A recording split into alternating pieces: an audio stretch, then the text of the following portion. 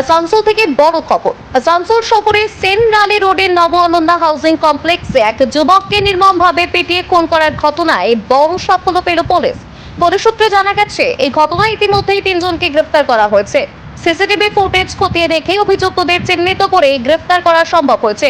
Asansol Durgapur police কমিশনারেটের DC ধ্রুব দাস জানিয়েছেন, প্রাথমিক তদন্তে এই ঘটনার সঙ্গে কোনো রাজনৈতিক যোগসূত্র পাওয়া যায়নি। উল্লেখ্য, অভিযুক্তদের রবিবার আসানসোল আদালতে পেশ করা হয়েছে। এই ঘটনায় এলাকায় চাঞ্চল্য ছড়িয়েছে, আতঙ্কে রয়েছেন স্থানীয় বাসিন্দারা। আসানসোল থেকে নিজস্ব প্রতিনিধি রিপোর্ট, জিও ভারতী।